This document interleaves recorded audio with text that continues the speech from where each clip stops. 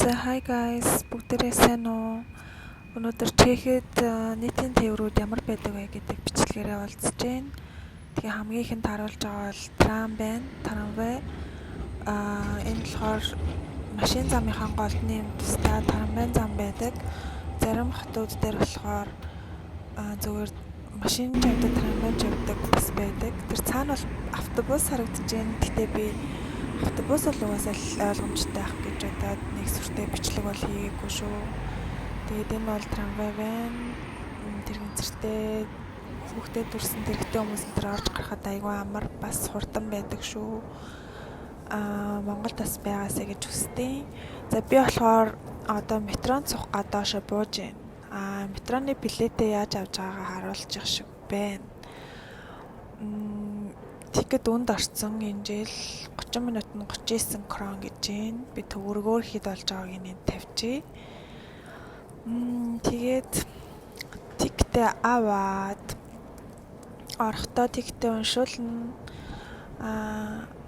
Энэ дээр цаг нь бичигдэж байгаа гэсэн үг. Тэгээд хэрвээ шалгалт таарах юм бол энээс 30 минутаас хэтрүүлээгүй байх ёстой. Саяны орсон цагаас. Одоо доошо яг метрондоо суух гад бууж байна. За метро ирэхээр амар сэлгэлдэг тий. Хүүтэн байсан. Гэтэ энэ өдөр бол айгүй гоё халуун өдөр байсан. Харагдах байхаа. За метрон дотор ямар байгааг харуулж байна. Тэгээд би өнөөдөр Влакнд суугаад, Богонд суугаад Паракотоос Пардубиц хот руу явна. Тэгээд өлсөөдсөн болохоор өглөөний цай авч идэх чинь. Энэ Бургер Кингээс авч идэх чинь. Би яагаад ийм бичлэг хийхээр шийдсэн гэдэг тухайгаа энэ хэрэгцээг үед нь ярий.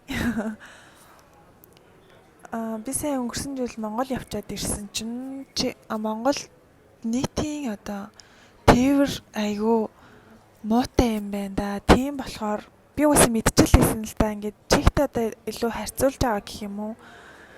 Тэгээд автобус нь ч гэсэн ер нь тав тухайн тий хүмүүс яагаад нийтийн тээврээс сухтаад байгаа амар тухтай байж чадахгүй байгаа юм байна даа л гэж би бодсон. Угаасаа надад тухгүй байсан болохоор тэгээ зөвхөн автобус яагаад байгаа байхгүй юу. Тэгэхээр автобус эсвэл такси тий.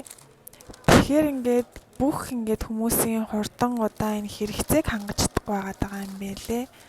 Тэгээд тухтай хол ойр тий. Бүр хэтэрхий хол явсан ч Богонд бол байгаалах. Тэгтээ бүх чиглэл рүү хүрч чадахгүй ч юм уу тий. Тодорхой төмөр замуудны бага.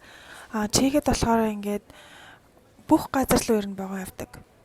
Тосгонч байсан, том хотч байсан, хамааралгүй бүх газар руу заавал нэг богооны зогсоолтой байдаг байхгүй юу. За би өглөөний цай ууж байна. Тэгээд би ямар ч байсан ямар хөө байдаг вэ гэдгийг харуулсан бичлэг хийгээд энэ дүрсийг аль дээр авсан юм аа. Бараг сарын өмнө Пардубиц явахтаа авсан. Тэгчээд идэ тэгээд оруулж чадахгүй байсаар байгаа л өдөө хүрчлээ. Ер нь ойртоо жоохон бичлэг хийхгүй удаад байгаа. Яг ямар сэдвээр яаж хийхээ мэдэхгүй. Тэгээд ер нь яг хүмүүс надаас нэг юм ажлын гэрээгээр чийхт яаж очих уу, тэгээ сургалтын визээр яаж очих уу ч юм уу, тиймэрхүү визний талын юмуд асуугаад байгаа. Тэгээд би уг нь ажлынхаа эгчтэй хамтын тухай яриад видео хийгээд тохирсон. Тэгээ эгчийн цаг завыг харсаар байгаад жоохон хийж чадахгүй байгаадсан. Тэгээд зөвхөн тиймчлэг хийх ёстой ч юм шиг тий болоод 있었гүй юу. Тэгээд өөр бичлэг хийхээр нэг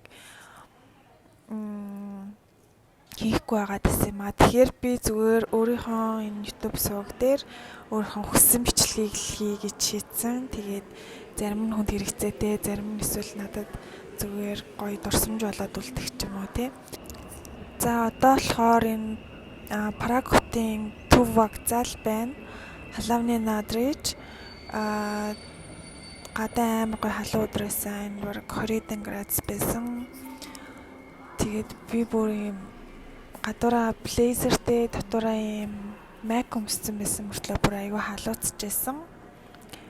За одоо ингээд вокзалын ер нь харуулж байна. Нийт 8 замтай байдаг хаа. дараагийнх. Тэгээ миний суух вагон юу гэдэг юм вагон уу. Тэгээ ямар ч гэсэн нуурт харагдаж байна. Доороо сууж байна.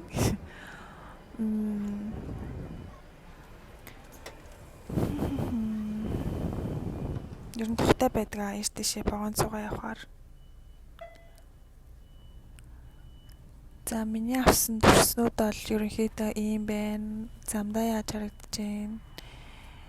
Тэгж гээл ер нь зүгээр төрс аваад яваадсан юу ч ярихгүй. Тэгээ дараа нь ингээ яриа гэж бодоод Праг хот харагдаж байна. За тэгээд нэг ер нь иймэрхүү Чехийн нийтийн тээвэр нэг иймэрхүү байдаг да гэдэг.